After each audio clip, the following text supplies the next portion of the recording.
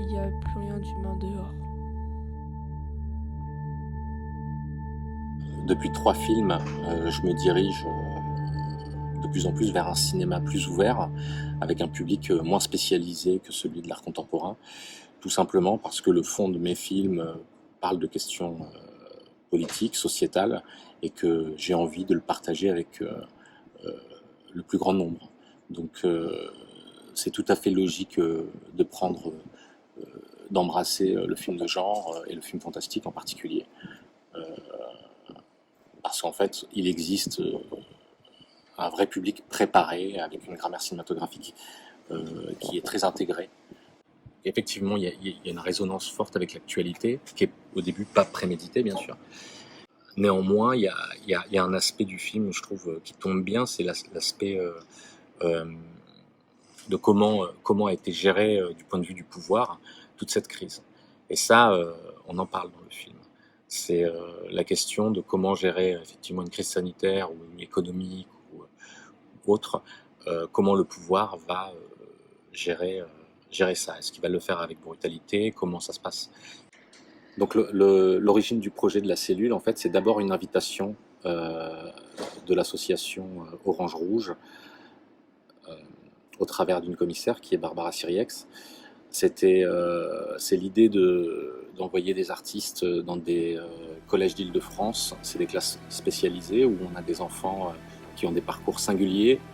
Et moi, j'arrive dans ce projet en leur proposant de faire un film de zombies. Donc ils étaient ravis, on a regardé des extraits de films fantastiques ensemble. On a un peu décidé quel type de film on allait faire ensemble. On a précisé un peu vers où on allait, et moi je leur ai proposé des arcs narratifs. Et après, je suis parti écrire et je suis revenu avec un scénario, je leur ai expliqué, on en a discuté et on s'est mis au tournage. On a fait à peu près 10 jours de tournage dans le collège. Et il y a eu une phase de... J'ai monté le film et je me suis rendu compte qu'il manquait en fait des séquences. Et il manquait aussi le développement de certains personnages adultes. Je me suis remis sur l'écriture et j'ai retourné des scènes pour compléter le film. En fait, le film, il parle vraiment de pouvoir, et en particulier d'empowerment. Donc la notion de pouvoir dans le film, elle est aussi dans les pouvoirs télépathiques des enfants, qui leur donnent un ascendant sur les adultes et qui leur donnent une certaine autonomie. Les personnages sont très forts, ils dominent en fait leur environnement, et ça c'était important de mettre les enfants dans cette position-là, parce que l'enfance en fait c'est vraiment un endroit où on est éduqué, et on nous rend docile dans un monde qui s'effondre.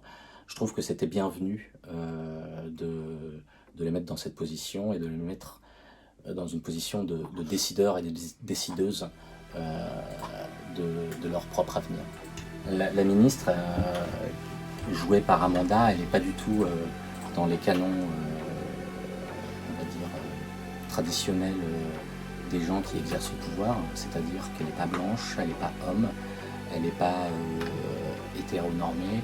Après, effectivement, la première ministre n'est pas un personnage positif, mais ce qui prime là-dessus, pour moi, c'est la représentation. J'aimerais bien qu'on se pose la question de la domination en général, celle qui est à l'œuvre sur les questions écologiques, sur les questions démocratiques, sur les questions raciales, et d'une manière générale sur la gestion de l'équité entre les différents groupes minoritaires. Si on se pose cette question-là, je crois qu'on fait un pas vers un monde, on va dire, plus supportable.